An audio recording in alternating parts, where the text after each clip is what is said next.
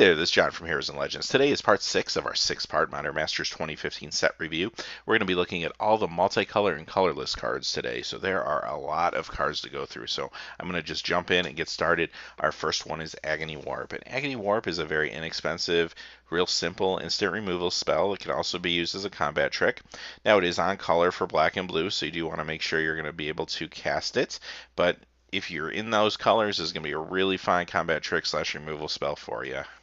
Next card is Apocalypse Hydra. This card's got good synergy with the red ramp decks, also has good synergy with the red and black Bloodthirst decks, but let's face it, even on its own, this thing is a house, this thing is a limited bomb, it can end games, doesn't have evasion necessarily, but it can use its ability to ping creatures to hopefully clear a path.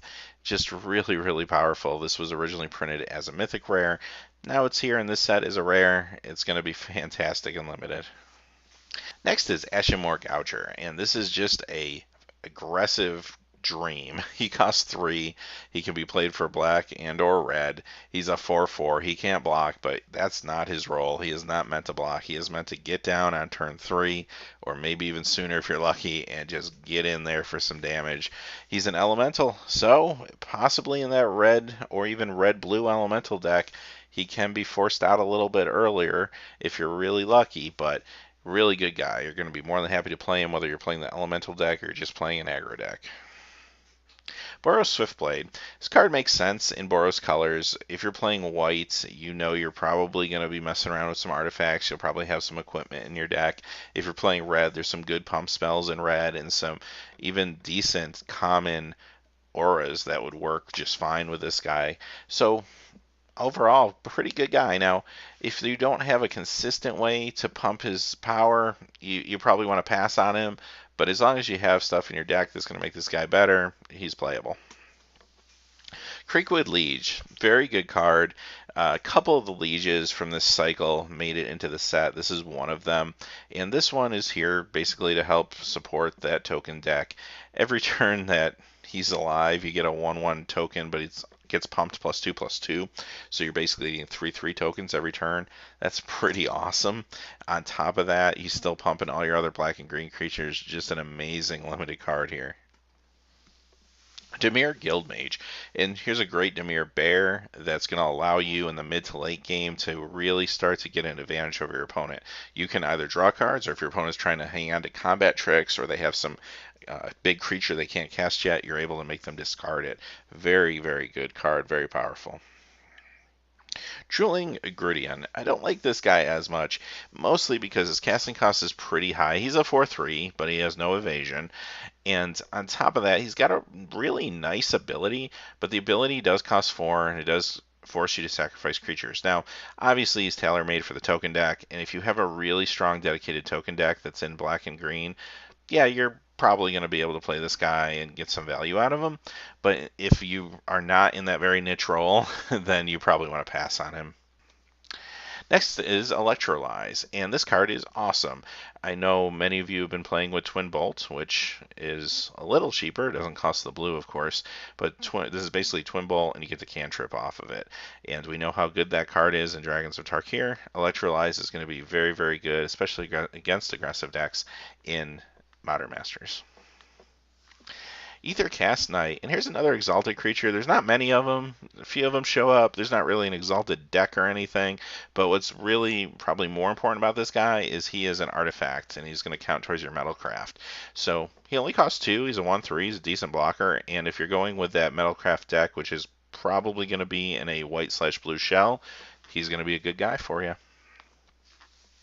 Fulminator Mage. So this was one of the big reprints. This card just kept going up and up and up in price. It was a big part of the Birthing Pod deck, and then, of course, Pod got banned, but it still gets used in a lot of decks. John's decks will tend to use it in things in Constructed, and it's just kind of a fan favorite. It's basically Wasteland on legs. It costs 3 to cast, and you have the hybrid mana, so that gives you a little flexibility if you're playing either black and or red colors, and then you're able to basically cast this, sack it, and destroy non-basic land. Very, very powerful effect.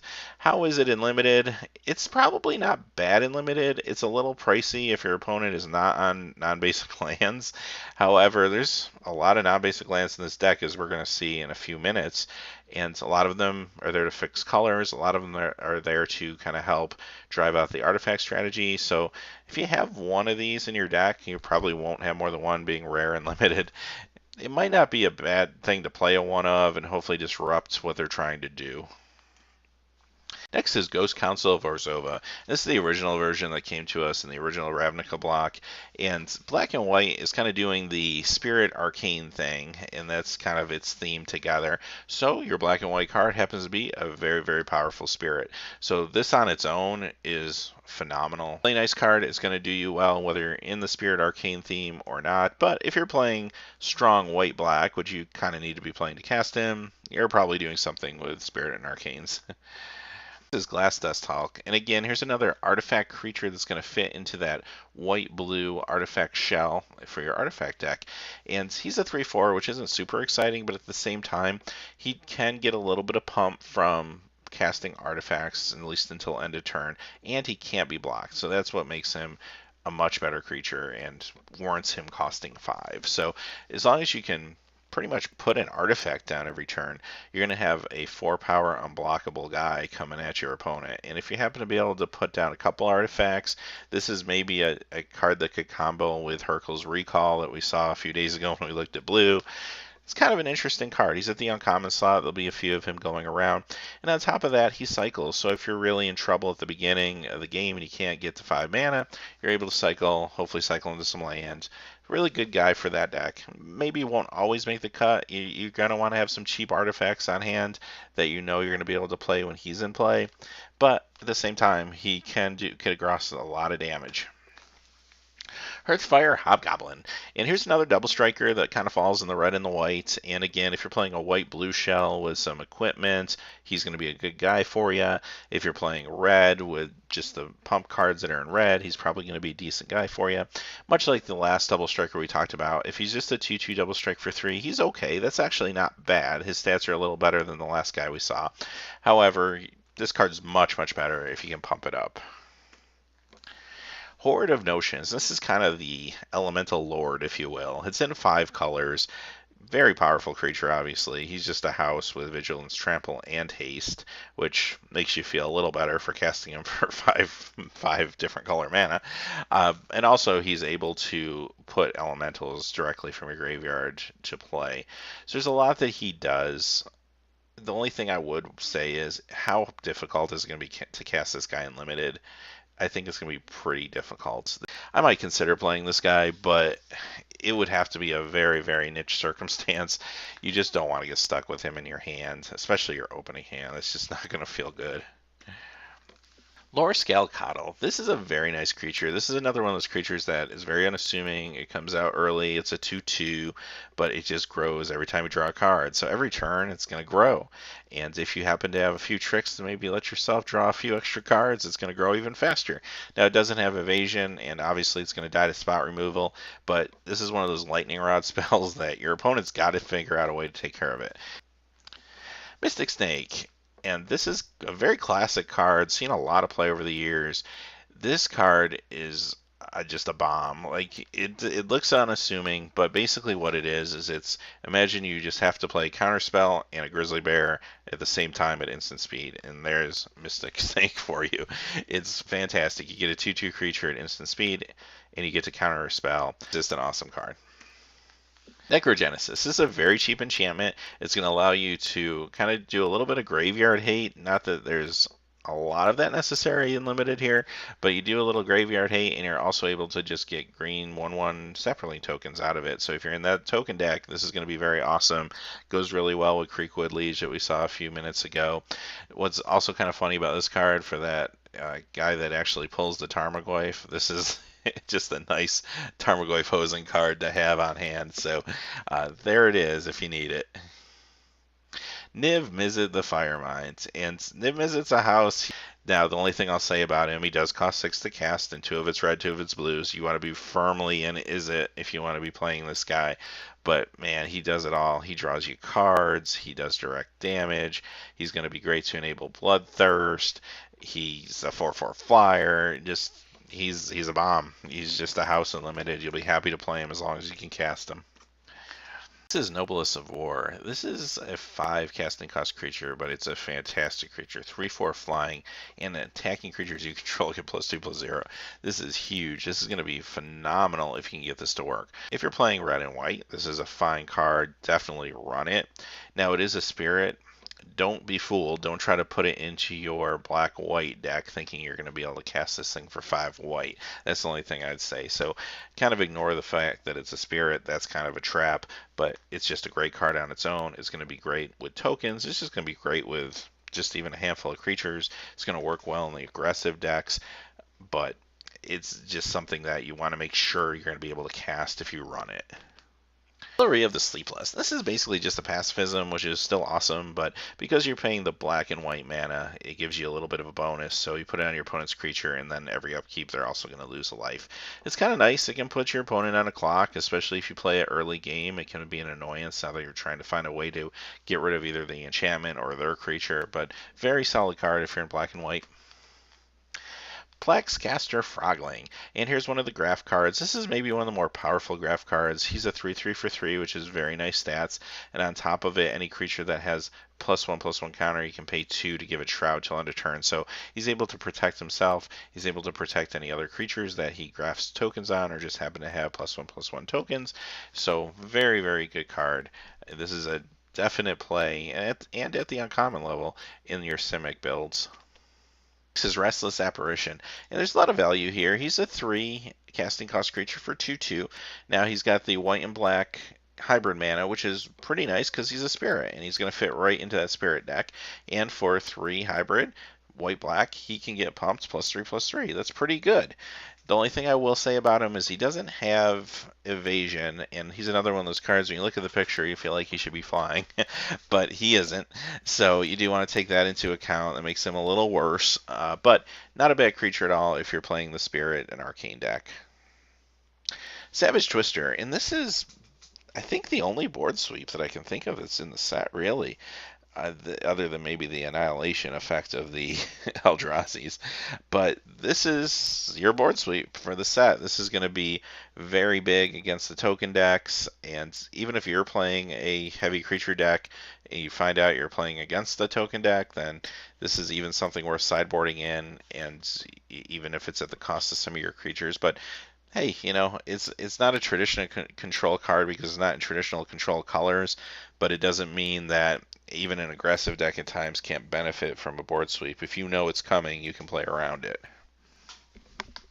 Selesnya Guildmage, another really, really strong token card. And this is a card that only costs 2. It's a Grizzly Bear for Selesnya colors. He's a 2/2, but then you can just start pumping out tokens in the mid game, and then you can start pumping them up until end of turn when you're ready to make your big attacks. It makes combat a nightmare for your opponent. Awesome, awesome card. This is Shadow Mage Infiltrator, and this is a great card. It's a 1/3 card with fear, so you know it's going to have some evasion, and when it does combat damage, you get to draw a card. This card, in the right circumstances, can run away with a game. If you're playing against a black or artifact deck, though, and there's going to be a lot of artifacts in the set, a lot of artifact creatures, it makes it a little worse, but I'd still run it. Worst case scenario, you sideboard it out if you're playing against heavy artifacts. Next is Shrewd Hatchling, and I like these type of cards. They were in the Shadowmoor and Eventide sets where they are big creatures, they get a little cheaper, but they have -1/-1 counters on them, and as you play spells, you get to remove those counters. I thought those were fun cards. This guy's especially good because, in theory, if you got enough mana, you can basically make it unblockable, so it's got some nice evasion to it. Really like this card a lot. You know, it might not fit into all decks. If you're playing Strong Izzet, it's going to be awesome for you, but I think you can get away with playing it in heavy red or heavy blue decks as well.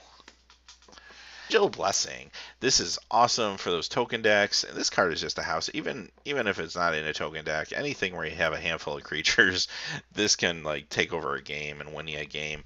Now it doesn't really give evasion, like it doesn't give trample or anything, but still just giving one creature +3/+3 at instant speed and then giving the rest of your creatures +1/+1. This can be a game ender, or it can just be a crazy combat trick that just knocks out your opponent's creatures. It's really awesome, and it's really cheap, and it's at the uncommon level. Swans of Burn Argyle. This card is annoying to play against. If you've ever played against it, it's really hard to deal with. Basically, anytime any damage would be dealt to it. Instead of damage being dealt to it, the controller draws that many cards. So you can't like lightning bolt it. You can't really like you don't really want to like chump block it. So it's just kind of there unless you can use something like say a profane command that can do minus X to it or something like that to get rid of it. So it's very difficult to handle and there's not a whole lot of ways to deal with it in this limited environment. Really fine card. If you're playing white or blue and you have this guy, I'd probably run it. It is a spirit, so it's going to have a little bit of that synergy with black and white, probably more so than white and blue in this set, but still, even if you don't have any spirit synergy, it's still pretty awesome. Vengeful Rebirth. This is a real nice card. It seems a little expensive. I mean, it costs 6, but you get to take any card, so it's not even a non-land card or not a creature, but any card you want out of your graveyard. You get to take it back to your hand, and if as long as it's not a land card, then it will do damage based on converted mana cost to target creature or player. So you're able to use it as removal, you're able to use it as a direct damage spell to your opponent, you're able to pull something you really need back from your graveyard. It's just very versatile. Again, it almost feels like a control-y type card for a very non-control-y set of colors, but it's obviously banking off red's direct damage and green's way to kind of regrow cards, and they put them together, and you got a pretty powerful card there. This is Wiltleaf Liege, and this is the second Liege that was reprinted. This one was up there around, I want to say like 30 or 40 bucks before the announcement came out that it was going to be in this set. I'm sure it's gone down a little bit, but it was just a really valuable card because it was awesome in elf decks. It was great constructed card, awesome commander card, and it's just a very fun casual card too because it's a component in elf decks. It just can make elf decks so much better. So for 4 mana you get a 4/4. That alone is awesome, but then be able to pump your green and white creatures, that is just amazing. On top of that, you even get the extra bonus that if an opponent causes you to discard it, you get to put it right into the battlefield. It's just amazing. Wrecking Ball, and here's land destruction. There's not a whole lot of land destruction that you see anymore. The set has Fulminator Mage as well, though. So it also is creature destruction. So I really like this card a lot. For 4, it's at instant speed. You get to basically deal with a creature you can't deal with otherwise. Or if you're ahead in the game, you get to start targeting their lands. Maybe get one of those bounce lands, set them back a little bit. Really nice card for red and black. All right, having said that, let's move on to the colorless cards. And the first one is All Is Dust. This is definitely worth running. I guess this is another board sweep. I wasn't thinking of this when we looked at Savage Twister, but basically another board sweep. And if you're playing that artifact deck and maybe just a few other colorless Eldrazi's or something, this is a really nice card because it's going to affect your opponent and not you. And also is a sacrifice effect. Sometimes that matters. So just Artisan of Kozilek. And I'll tell you, I mean, we'll be looking at all the Eldrazi's now, obviously. Sometimes it's really hard to play those real big Eldrazi's. Like, you start looking at, like, Emrakul and stuff. But these littler guys are still awesome cards, and there's a lot more achievable to kind of work into your decks, especially if you don't have maybe ramp strategies and stuff. But this guy is fantastic. 9 mana for a 10/9 with Annihilator 2. And also you get the bonus when you cast him, you get to return a creature from your graveyard to the battlefield. That's pretty awesome right there. So if you're able to ramp into him, he's even better, but real strong card. And speaking of Emrakul, here's Emrakul, the Eon's Torn.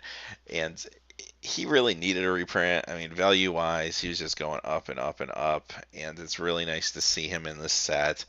He's a staple card in things like Urzatron. I've played him in Urzatron and Modern. He's kind of the win condition for those type of ramp decks a lot of the times. Really fine card. Now let's talk about limited. I don't know if he's a great limited guy. He just costs so much. I mean, 15 is so much to ask. And are there ways to help you get there? Yeah, sure, there are ways to ramp. There are the green creatures that are going, and I think black creatures that will give you some Eldrazi tokens, and you can cash those in for colorless mana. There's ways to pull it off, but what you want to be careful of is you don't want to like open this guy and just get so bent on playing him that you make the weaker deck because your whole deck is basically revolving around trying to get him out when maybe you have a better deck there that doesn't involve him at all. Now, if you can cast him, yeah, you've won the game. He can't be countered. You're going to take an extra turn, which pretty much is the equivalent of haste for him. He's going to move in. He is a flyer, 15/15, Annihilator 6. He's got protection from all colored spells. Yeah, so there you have it. Karn Liberated, another card I was very happy to see get a reprint, just needed it. Another staple in the Urzatron deck. So a lot of these colorless cards that are high mana cost, they just go naturally with the Urza lands, so you see them in those decks. This guy is amazing. He's a fantastic card, and he can win you games. You know, if you can use his effect a couple times and then restart the game with some permanents in play, you know, obviously you're probably going to win that game. So really awesome card and a fun card. Awesome casual card too. People just love playing with card. Kozilek, Butcher of Truth. Okay, 10's a little better than 15. So 10's still a lot of mana, so just be very careful. And unlike Emrakul, he can be countered, so you do want to be aware of that. And you don't necessarily get to take the extra turn and know you're going to get in and attack with him. He does let you draw 4 cards, though. That's a huge advantage. Definitely nothing to sneeze at. He has Annihilator 4, so if he does attack, you're probably going to win the game. But he's a little more susceptible to being taken out, unlike Emrakul. So you're paying 5 less, but he could get hit by spot removal. He could be countered. You're taking a big risk with this guy in Limited. In Constructed, again, he's going to fit into decks like Urzatron. Ulamog's Crusher. Now here's one I would be more open to playing. This one's at the common level. I actually played this guy a lot in Rise of the Eldrazi Limited. Really fine card. 8 is something that's very achievable to get to in a natural limited game without ramp or anything. And there you go, you get an 8/8. Now it has to attack each turn, but that's fine. If you're not attacking with this guy, you're doing it wrong. And he's got Annihilator 2. Very, very powerful card at the common level. Watch for these. Any opponent could pull this out and surprise you with it at turn 10 or 11. Really fine card. Ulamog, so here's the last of the big 3. He's 11, so kind of the same thing goes for him as Kozilek. Be real careful in the limited scene when you play this guy.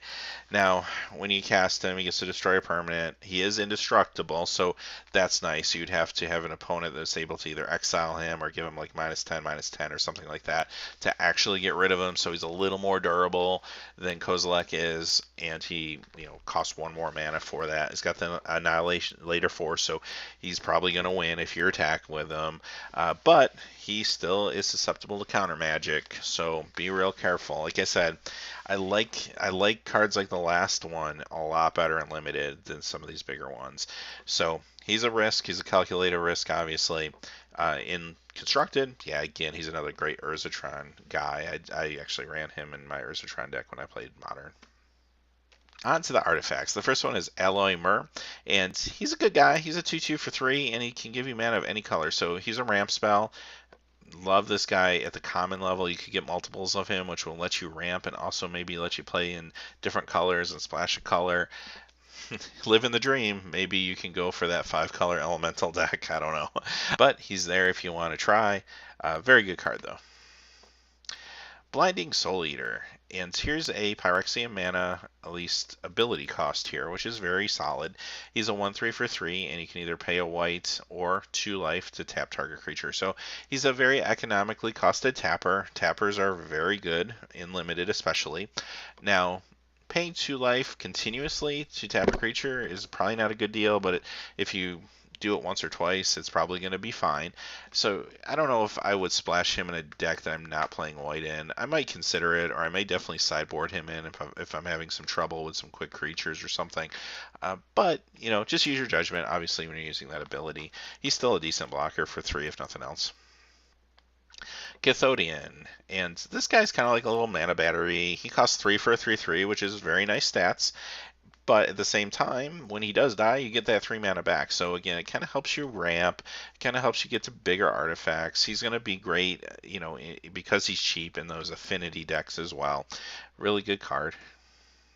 Chimeric Mass. And I don't know, I'm kind of less of a fan of these type of cards if you're using it straightforward. But if you're using it to get Metalcraft or Affinity, that's a little different. So, for example, if you're living the dream and you want to pump like 10 mana into this thing to try to get yourself a 10/10 creature, it's probably not the way to go because now by the time you get him out, you're going to have other threats on the board.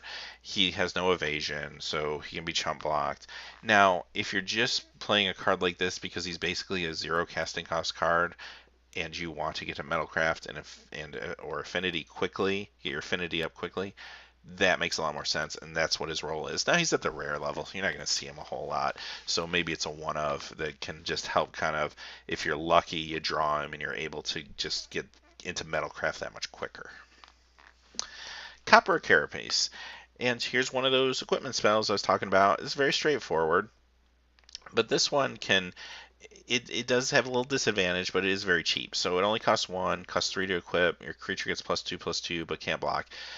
That's fine because basically you're putting this on one of those double strikers, and you don't want them to block anyway. They're going into the red zone, so that's what this card is here for. Cranial Plating. If you have ever played against or with the Affinity deck in Modern or before that Extended or even Legacy versions of it, you are probably very familiar with this card. This card is a staple in that deck. It is incredibly powerful. Once you start getting just more and more artifacts on the board and you're able to put this on a creature and attack in, what makes this so hard to deal with is the fact that it's one of the few equipments that you can actually change the target at instant speed. So by paying 2 black, you can attach it to something else. So you can do that during combat. So if you have 3 creatures and your opponent has 2 blockers, this is on one of your creatures, they can block it, but guess what? You can just move it to the third creature that's unblocked. Really awesome card. And just look at how aggressively accosted it is too. For 2 to cast, 1 to equip, if you're just using the regular equip cost, that's insane. So awesome card.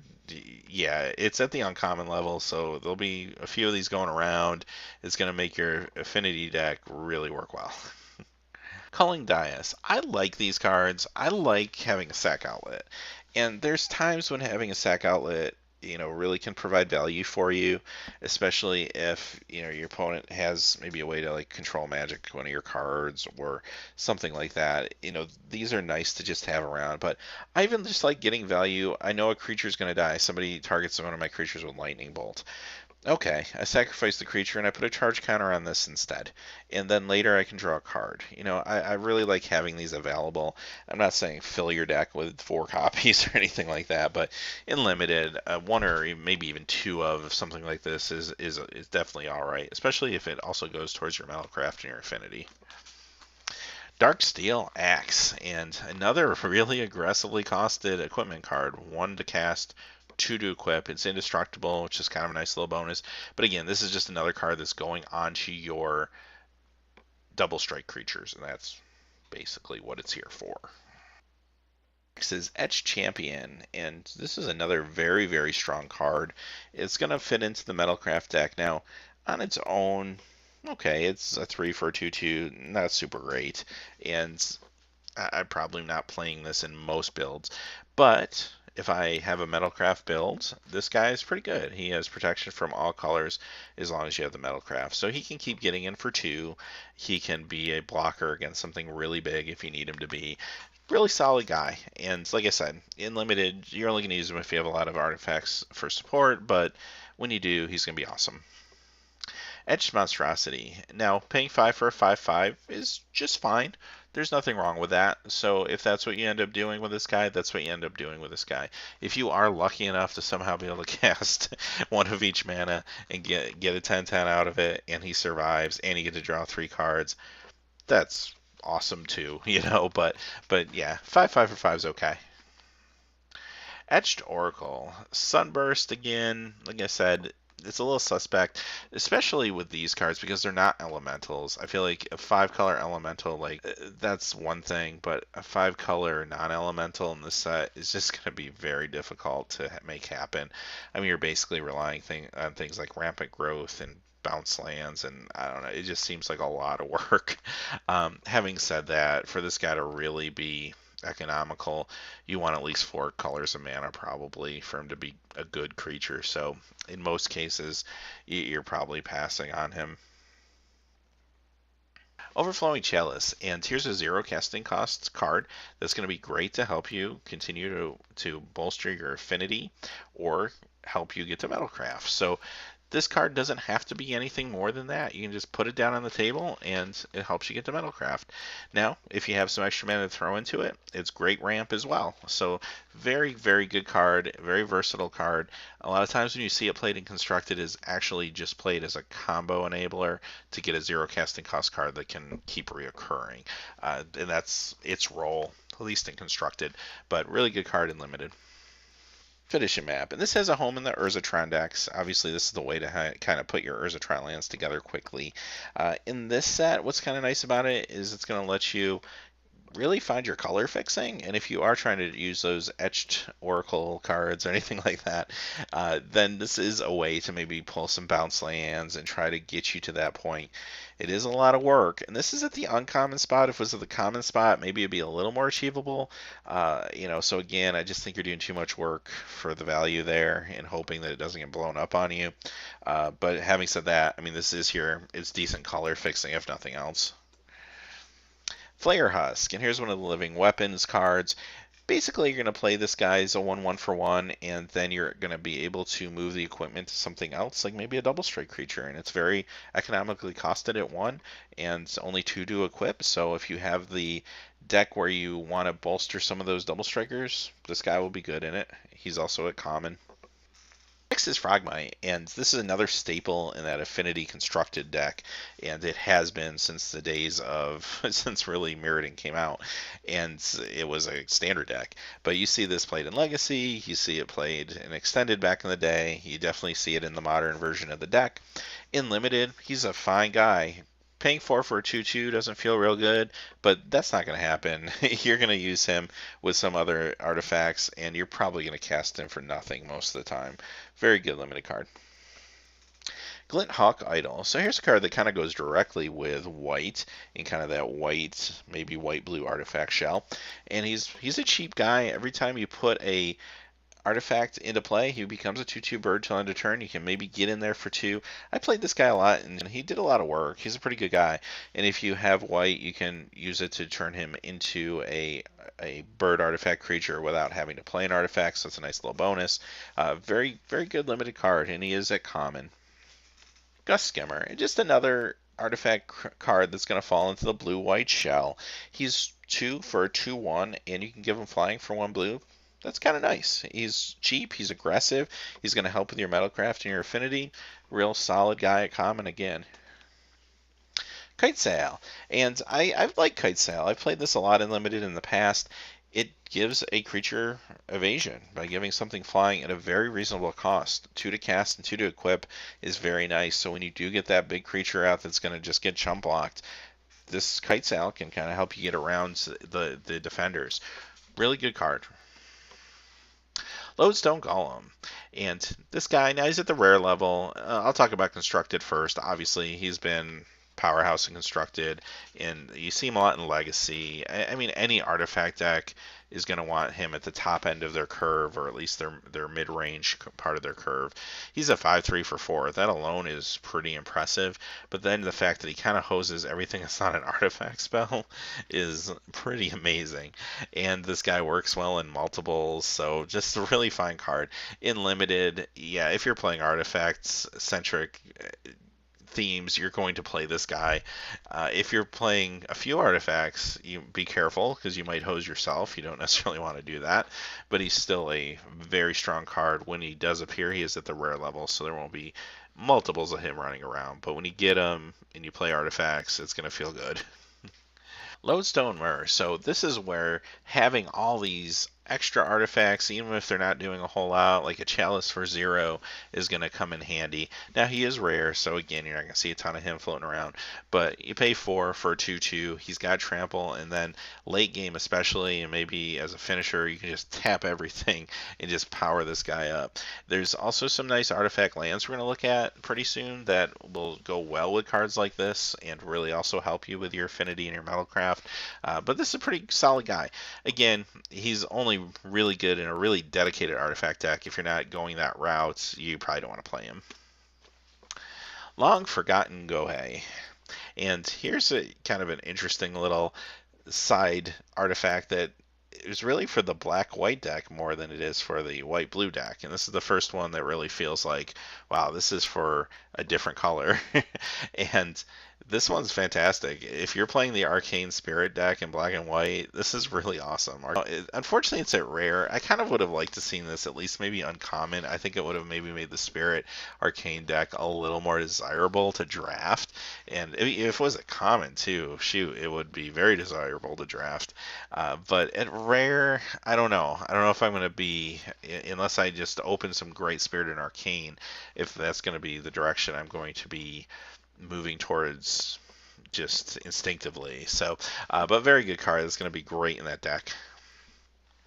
Mortipod. Mortipod's a good card. He, again, very cheap equipment. It's a living weapon, so you get benefit from having a creature attached to it right away. But it's only costs 2, only 2 to equip. Your creature's a +0, +1, but then you can move it to another creature, and then you also have the ability to just sacrifice to ping. So you sacrifice the germ token, you ping something. This goes very well in the Bloodthirst deck, so this is maybe another artifact that kind of fits into, in this case, the black-red deck, more so than the white-blue one, but very strong card. Mox Opal. So here's another one of the mythic rares. This card is awesome. Talk about constructed first. I mean, of course, it's been a staple since it's been printed in the Scars block in all artifact decks, basically. Affinity decks, it's amazing. It's just going to help you ramp your mana. The one thing you do want to look at, it is legendary, so you can't have multiple copies out at one time. However, you can play one and then tap it to get mana, play another one, destroy the one that's tapped, tap that one to get mana. So you can get a one-turn benefit from having multiple copies. So a lot of decks do like to run 4 of these, of course. They're just that good. It's going to increase the chances that you draw it on your draw step. And even if you draw a couple copies later, it gives you a little bit of temporary ramp. Can't say enough good things about this card. I mean, shoot, it's called Mox. Obviously, you know it's good. I don't need to say anything else about it. So, it's phenomenal. In Limited, I'm playing it. And I'm playing it in any deck that I have a substantial amount of artifacts. I mean, granted, it's only useful if you have Metalcraft, so you want to make sure that you can consistently get Metalcraft. So you're probably a very thick artifact deck. But if you have that deck, you're going to be very, very happy to play this guy in Limited. Myr Enforcer, and here's just another awesome affinity card. He's a 4/4 for 7, but you're not paying 7 for him. Maybe you're paying 3, maybe you're paying 4, worst case scenario, but there's also a chance you're paying 0 for him. So, really good card. He's at the common level. You'll see a bunch of them floating around. He's going to be a big guy for that deck. Precursor Golem. I really like this guy. You pay 5, you get 9 points of power and toughness on the board. The only drawback is if your opponent does something to one of them, it happens to all 3 of them. So if my opponent lightning bolts one, then all 3 die. And okay, now 5 mana maybe didn't get me a whole lot. But it also works the other way. So when you use a pump spell on it or a combat trick, they're all affected. It's a really strong card. It is a little bit of a gamble, but it instantly gives you Metalcraft, number 1. It's going to be fantastic in those artifact decks. But even if I'm not playing the artifact deck, this guy's worth running a lot of times, as long as your opponent isn't maybe playing red and has a lot of direct damage or something. But for the most part, really strong card. This is Rune Servitor, and this is a good guy. He's a 2/2 for 2, which is very nice, very economically costed. He's going to be fantastic in those artifact decks. When he dies, everybody gets to draw cards. So, you get the bonus of drawing a card. Now your opponent also gets the bonus of drawing a card. So you do want to be kind of careful if you're playing against a deck that's maybe a very fast deck. You might want to side this guy out or maybe not use him. But if you're playing against a normal limited deck that's kind of moving at a normal, mid-range pace or something, he'll be a good guy for you. Rusted Relic. I like this guy a whole lot. He's at the common level, and once you get Metalcraft, he's a 5/5, and he only costs 4, so that's awesome. If you're playing that Metalcraft deck, he's going to be amazing for you, and he's going to do some serious work. Sickle Slicer, and this guy's a little more expensive when it comes to equipment. He costs 3, 4 to equip, but he is a 2/2 when he comes into play, and you're able to then move the equipment to wherever you need it. So that's pretty nice. I will say, again, this is just another equipment card to help bolster those double strike creatures and maybe some evasion creatures to get damage across, but really fine card. Skyreach Manta, and another Sunburst card. Like I said before, I'm not really thrilled about these, especially if they're not elementals. It's just the value isn't going to be there for you. If you have Domain, then you got a 5/5 flyer for 5. If you don't, you really are overpaying for what you're getting. So I would, in 99.99% of decks, pass on this one. Spellskite, and Spellskite is another huge constructed card. This gets worked into a lot of decks and a lot of sideboards in Modern. This is just a fantastic card, great protection card.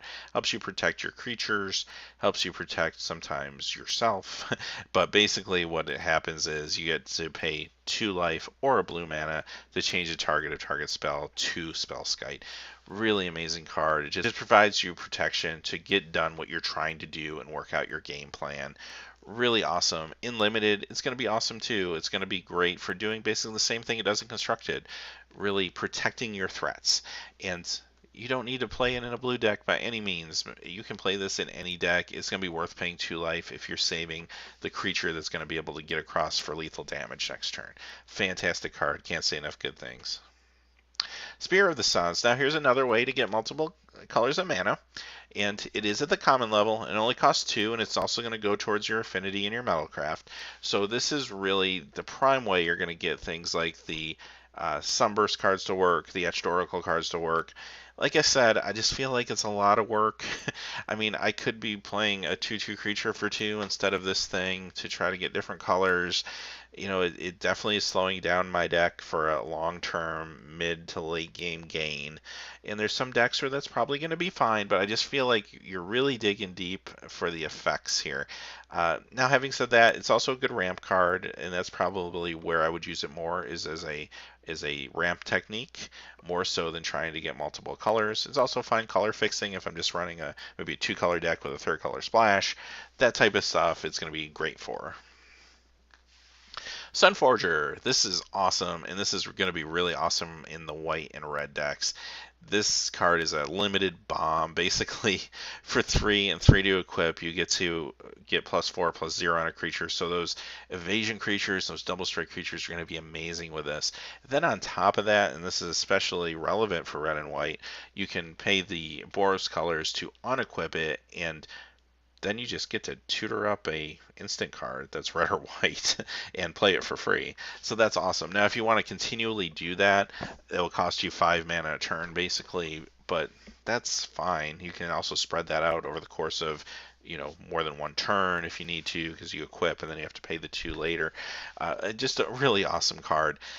If I would play it even if I don't have instant or sorceries to go find with it for the Boros effect.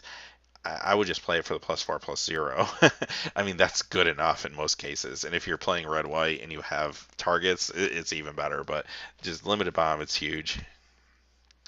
Tumble Magnet. This card's a lot better than it looks. I played this a lot in Limited, and it just kind of slows down the game. It lets you kind of work out what you're trying to work out. It helps towards your affinity. It's a really good card. Just being able to tap an artifact or creature, and usually creature is what you're tapping more so than artifacts.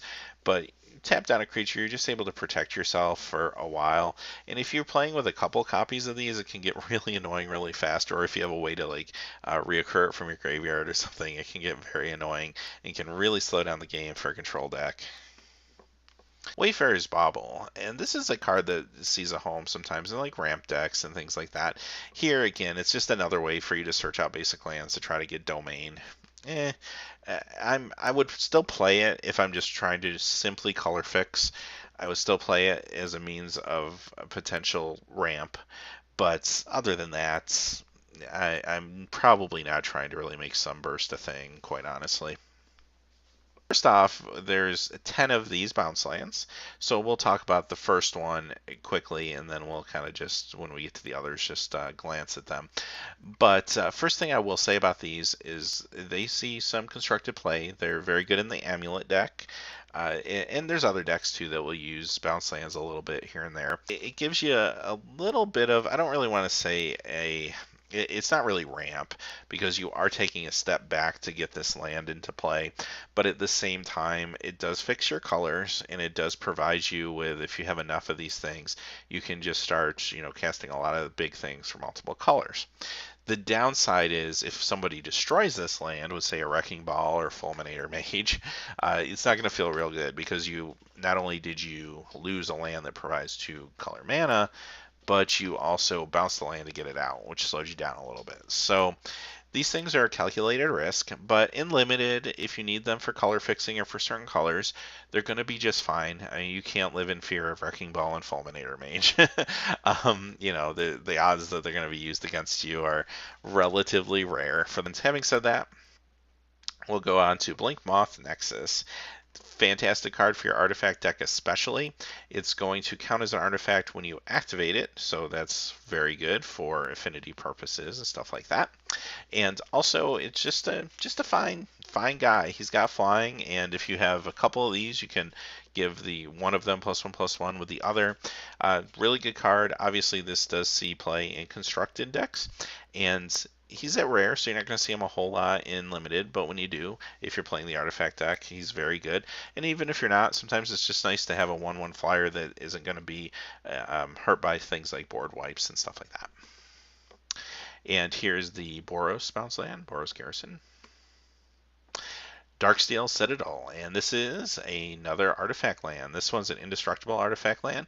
It's going to give you colorless mana, but hey, you're playing this because you're playing Affinity and you're playing Metalcraft, and it's going to go a whole long way of making those decks better. So it's at the common level. Get as many of these as you can in those type of decks, and you'll be very, very happy. And here's the Dimir Aqueduct, which is the bounce land. And next is Eldrazi Temple. And this is at the uncommon spot, and this is there to help you cast those Eldrazi's. So, like I said before, I'm more apt to want to cast like the ones that cost 8 or 9 as opposed to the ones that cost 11 or 15. But these are going to help you ramp there regardless of what your strategy is. Evolving Wilds, another good way to try to get domain and try to do a little bit of color fixing. Not a whole lot to say about this. This is a staple in many, many sets to help with color fixing. Eye of Ugin. Here's another Eldrazi enabler, and this one's at the rare spot, so you're going to see a little bit less. This was originally a mythic rare, so it's kind of nice that it got the knockdown to the rare slot. And from constructed, this does see play in decks like Urzatron that are trying to play Emrakul and stuff like that. But this is a really nice card. It's going to have your Eldrazi spells, and keep in mind things like All is Dust is a Eldrazi tribal, so it's not just the creatures, but it's going to have them cost 2 less to cast. And you can also search up colorless creature cards with it for, now granted 7's a little pricey, but if you're at the end of the game and you're just drawing lands, it's kind of a nice option to have. It is a legendary land, just keep that in mind so you can't really go into territory of thinking that these are going to multiply off each other, but still a very good card if you're trying to cast Eldrazi. Now, obviously, much like the last Eldrazi card, probably not playable if you're not trying to go down that route. And here's the Golgari Rot Farm, Gruul Turf, Is It Boilerworks, Orzhov Basilica, Rakdos Carnarium, Selesnya Sanctuary, and our last card of the set, Simic Growth Chamber. So with that, we've looked at all the cards in Modern Masters 2015. This is going to be an amazing set. I thank you for watching. Thank you for being with us through the set review. I hope it helps. Hope it helps with some insight into Constructed Modern and also your limited game as you get a chance to crack packs in a few weeks and play some Modern Masters. So as always, hey, please remember to like and subscribe, and have a great day.